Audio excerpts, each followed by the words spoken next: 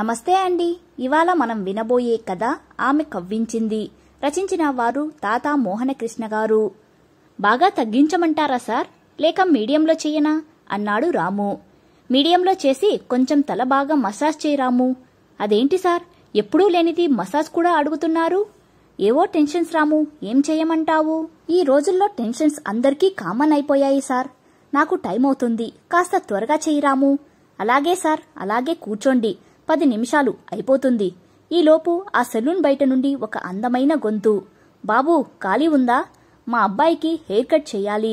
బాబుని బయట కూర్చోబెట్టండి మేడం, మీరు ఒక అరగంట తరువాత రండి, అయిపోతుంది. ఆ అందమైన గొంతు వినగానే మూసుకున్న కళ్ళు సడన్ గా తెరిచాడు బాలు. రాము తన పని చేసుకుంటూ పోతున్నాడు. కొంతసేపటికి ఆలోచించగా అది తన్య గొంతని గుర్తొచ్చింది. వెంటనే ఆ అమ్మాయి గురించి రాముని అడిగాడు బాలు. ఆమె కొత్తగా ఈ కాలనీకి వచ్చిందని, డీటెయిల్స్ తెలియవని చెప్పాడు. అనన్యతో తన పరిచయం గుర్తు చేసుకున్నాడు బాలు. అప్పట్లో మేము ఒక కాలనీలో ఇంట్లో ఉండేవాళ్లము. మా పక్క ఇల్లు చాలా రోజులుగా ఖాళీగా ఉంది. ఒక అందమైన అమ్మాయి వస్తే బావున్ను అని అనుకునేవాడిని. ఒక రోజు ఒక ఆటో ఆ ఇంటి ముందు ఆగింది. అందులోంచి ఒక ముసలావిడ దిగింది. అయ్యో, సీనియర్ సిటిజన్స్ వచ్చారా మా పక్కింట్లోకి అని అనుకున్నాను. కొంతసేపటికి ఒక స్కూటీ మీద ఒక అమ్మాయి వచ్చి బామ్మ అనుకుంటూ మా పక్కింట్లోకి వెళ్ళింది. ఆ అమ్మాయి చూడడానికి చాలా అందంగా ఉంది. నేను ఎలాంటి అమ్మాయి కోసం కలలు కన్నానో అలాగే ఉంది. ఇలా ఆలోచిస్తుండగా, హలో, కొంచెం వాటర్ ఇస్తారా? మేము పక్కింట్లోకి కొత్తగా వచ్చాము. అలాగే, ఇంతకీ మీ పేరు ఏమిటో తెలుసుకోవచ్చా మిస్? అనన్య. మీ పేరు? నా పేరు బాలు. ఇదిగోండి మంచినీళ్లు. ఇంకేమైనా హెల్ప్ కావాలంటే చెప్పండి అనన్య గారు. అనన్య అనడం కష్టమైతే అన్య అనండి. నేను ఇక్కడ కాలేజీలో జాయిన్ అయ్యాను. మా బామ్మ నాతో ఉండి నన్ను చూసుకుంటుంది. అలాగా, మా ఇద్దరి మధ్య పరిచయం బాగా పెరిగింది. ఎంత పెరిగిందంటే ఎక్కడికైనా షాపింగ్కి వెళ్లాలంటే నన్నే రమ్మని అడిగేది అన్య. ఒక రోజు తన ఫ్రెండ్స్ కి గిఫ్ట్ కొనాలని షాపింగ్ కి రమ్మని అడిగింది. అప్పటికే సాయంత్రం అయ్యింది. అర్జెంట్ అంటే ఇద్దరము షాపింగ్ కి వెళ్లాము. గంటలు గడుస్తున్నా షాపింగ్ అవలేదు. చివరికి ఒక గిఫ్ట్ కొని బయలుదేరింది అన్య. ఇంకేమైనా కొన్నావా అన్య? చాలా లేట్ అయింది అని అడిగాను. ఏవో కొన్నానులే, ఆడవారికి సంబంధించి. ఈ మధ్య బట్టలు టైట్ అయిపోతున్నాయి, అందుకే కొంచెం పెద్దవి తీసుకున్నాను అంతే. నువ్వు కూడా మీ ఫ్రెండ్ ని కలవడానికి వెళ్లావుగా అంది అన్య. సరేలే అన్య అని అన్నాను. అన్య చూడడానికి అందంగానే కాదు, చక్కని ఫిగర్ కూడా తనది. అప్పుడే అర్థమైంది నాకు తను ఏం కొన్నాదో. కొంతకాలం మా స్నేహం ఇలాగే కొనసాగింది. ఒకరోజు నిద్ర లేచేసరికి పక్కింటికి తాళం ఉంది. అన్య వాళ్ళు ఊరి వదిలి వెళ్లారని అంతా అనుకుంటున్నారు. రాత్రి నేను అడిగిన దానికి ఏమైనా ఫీల్ అయి వెళ్లిపోయిందా అని ఆలోచించాను. సార్, అయిపోయింది సార్, అద్దంలో చూసుకోండి అని రాము మాటలతో ఈ లోకంలోకి వచ్చాను. ఇంతలో ఆ అందమైన గొంతు మళ్లీ వినిపించింది. వెంటనే బయటకు వెళ్లి చూశాను. ఎస్, తనే. చూసి కొన్ని సంవత్సరాలు అయ్యింది. మనిషి కొంచెం ఒళ్ళు చేసింది, అందం మాత్రం తగ్గలేదు.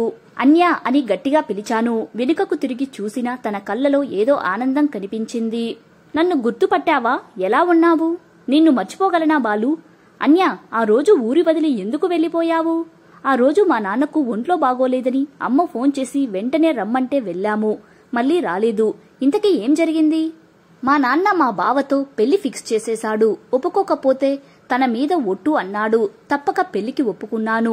అప్పటికే పీరియడ్స్ కాకపోవడంతో టెస్ట్ చేయించుకుంటే ప్రెగ్నెన్సీ పాజిటివ్ వచ్చింది. ఎలాగో తమరికి తెలియదా పాపం? ఆ రోజు షాపింగ్ నుంచి వస్తున్నప్పుడు జరిగింది గుర్తులేదా బాలు?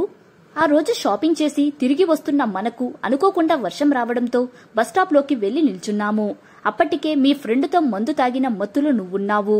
ఉరుముకి భయపడి నా వెనకే నిల్చున్న నిన్ను ఒక్కసారిగా నేను గట్టిగా పట్టుకునేసరికి నీ పెదాలతో నా పెదాలు గట్టిగా హత్తుకున్నాయి. నాకు కొత్తగా ఉండటంతో నేను నిన్ను ఆపలేదు. ఆ తర్వాత అక్కడితో ఆగక నువ్వు హద్దులు దాటి నన్ను పూర్తిగా ఆక్రమించుకున్నావు. అప్పుడు నా మనసు, శరీరం నా ఆధీనంలో లేవు. జరిగిన దానిలో నీ తప్పెంత ఉందో నాది అంతే ఉంది. అందుకే దీని గురించి నీతో ఏమీ అనలేదు. నువ్వు చెబుతుంటే ఇప్పుడే కొంచెం కొంచెం గుర్తుకు వస్తుంది అన్య.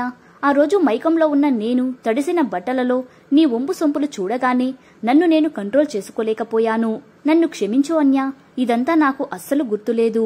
అయితే ఈ అబ్బాయి? అవును, నీ కొడుకే. అన్నీ నీ పోలికలే. మరి మీ బావ?